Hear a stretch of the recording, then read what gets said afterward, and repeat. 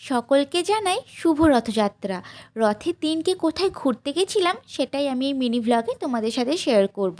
তো রথের দিনকে আমরা আমাদের দুর্গাপুরের যে চিত্রালয়ের মেলাটা আছে সেখানেই ঘুরতে গেছিলাম। তো বেরোতে বেরোতে প্রায় সন্ধে 6টা হয়ে গেছিলো।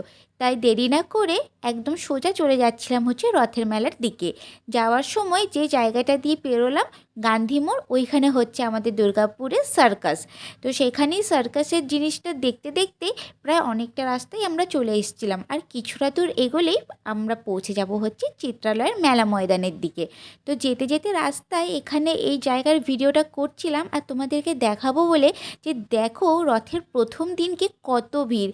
ভিড় হবে নাই বা কেন, কারণ সেদিনকে ছিল রবিবার আর রথ, তাই দুটোর জন্যই একবারে পুরো রাস্তা গম গম করছে। আর এত গাড়ি আর এত মানুষ যে রাস্তাতে এগোনোই যাচ্ছিল না। তোমরা দেখতেই পাচ্ছ চারিদিকে কত গাড়ি। এই পেট্রোল পাম্পটা ক্রস করলেই তারপরে হচ্ছে আমাদের রথের মেলা ময়দানটা। এই যে যাওয়ার সময় দেখছিলাম যে মানুষ অলরেডি ওখান থেকে ঘুরে চলে আসছে, আর আমি সন্ধে 6টার সময় মেলা যাচ্ছি ঘুরতে। যাই হোক, ভাবছিলাম যে হয়তো রথের গাড়ি এখনও এসে পৌঁছায়নি, তাহলে টানতে পারবো। তো যেমন ভাবা তেমন কাজ, গিয়ে দেখি তখনও রথ আসেনি। ওখান থেকে অ্যানাউন্স করছিল যে রথ এখনও আসতে কিছুটা বাকি আছে। তারপর এখানে এই যে জঙ্গলগুলো কেটে পরিষ্কার করেছে, এখানে পার্কিং করার জন্য গাড়িটা এখানেই পার্কিং করেছিলাম। তারপর আমি এখানে বললাম যে আমার একটু ভিডিওটা করে দে, আমি যাচ্ছি। জানি না সেদিন কি মনে করে আমি এই ফুল হাতার জামাটা পরেছিলাম, যেতে না যেতে আমি এত ঘেমেছি। তারপর ভাবছিলাম যে কেন যে জামাটা পরে এসেছিলাম আমি জানি না।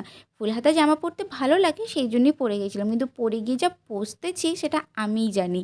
তারপর এই যে যেতে যেতে দেখছি অলরেডি জলের জন্য অনেক জায়গায় গর্তেতে জল জমে গেছে। তারপরে এই যে গোটা মেলাটা ঘুরছিলাম, দেখছিলাম যে কীরকম কী হয়েছে না হয়েছে। আর সেদিনকেই ঢুকতে না ঢুকতে এত ভিড় যে এগোতেই পারছিলাম না। তাই ভাবছিলাম কী বা ভিডিও করব। তো অনেক কষ্ট করে যেই জায়গাগুলো একটু একটু ফাঁকা পাচ্ছিলাম ওখানে একটুখানি ভিডিও করে নিচ্ছিলাম। এই যে কিছুটা ব্যাগের দোকান, তারপর খাওয়ার দোকান, এইগুলো। তারপরে এইখানেই দাঁড়াই, যখন অ্যানাউন্স হয় যে রথের গাড়িটা আসছে, এইখানে তো দাঁড়াবার মতন পজিশনই ছিল না। সবাই তো গায়ের ওপর দিয়ে চলে যাচ্ছে। তা অনেক কষ্ট করে অনেকক্ষণ দাঁড়িয়ে থাকার পর ফাইনালি দূরে দেখতে পেলাম যে রথের গাড়িটা আসছে। আর এই যে এখানে দেখছো, এখানে ছোট থেকে বড় সবাই ওই দিনকে সুন্দর করে সেজে গুজে রথের দিনকে সবাই নাচতে নাচতে ওখানে রথের গাড়ির সামনে দিয়ে এই চিত্রালয়ের মেলায় যেখানে রথটি রাখা হয় সেইখানে আসে। আর এই যে এখানে দেখো ছোট বড় বয়স্ক প্রত্যেকে কী সুন্দরভাবে নাচ করছে, হরিনাম সংকীর্তন করছে, গান করছে। কত সুন্দরভাবে তারা এগিয়ে এগিয়ে এই রথের যেখানে গাড়ি রাখা হয় সেই দিকেই এগিয়ে আসছে। আর ওই যে দেখতে পাচ্ছ দূরে, ওটাই হচ্ছে সেই রথটা, যার দড়ি টানবো বলে অনেকক্ষণ ধরে অপেক্ষা করছিলাম। আর এত ভিড়, আমি তো ভাবছিলাম যে কী করি বা আমি রথের দড়িটা হাত দিয়ে টানবো, ধরতে পারলে হয়। তারপরে দেখো সবাই এখানে পুরো জমায়েত হয়ে গেছে, আর এই যে রথটা এগিয়ে এগিয়ে আসছে। আর এই যে আমি এখানে দড়িটা ধরার জন্য ভাবছি যে কী করে ধরবো। এখানে খুব মানে এত ভিড় যে এখানে আর এগোতেই পারছিলাম না।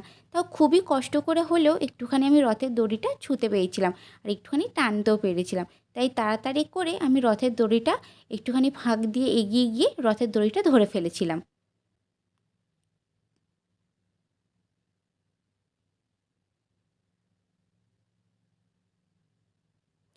তারপর রথের দড়িটা টানা হয়ে যাওয়ার পর আমি পিছিয়ে চলে এলাম, কারণ অনেক ভিড়, পায়ের ওপর দিয়ে সবাই ওখানে চিপে চিপে চলে যাচ্ছিলো বলে পায়ে এত জোর লেগেছে যে আমি সঙ্গে পিছিয়ে চলে এসেছি। তারপর এই যে রথটা যাচ্ছিলো তাই আমি একটু ভালো করে ভিডিও করে নিলাম, যে দেখো তোমাদেরকেও দেখাবো বলে যে কত সুন্দর লাগছে, কত সুন্দর করে রথটা সাজিয়েছে দেখো। সাথে জগন্নাথ, বলরাম, সুভদ্রা তিনজনকেও কিন্তু ভারী সুন্দর লাগছে দেখতে। তাই ওখানে আর বেশিক্ষণ না থেকে বেরিয়ে পড়লাম বাড়ি আসার দিকে, কারণ এতটাই ভিড় আর এত গরম করছিল যে ওইখানে থাকতে আর ভালো লাগছিল না। ভিডিওটা আমি অনেক দিন করার পরেও সময়ের অভাবে পোস্ট করতে পারছিলাম না, তাই আমি আজকে পোস্ট করলাম। দেখা হচ্ছে আরেকটি ভ্লগে। বাই।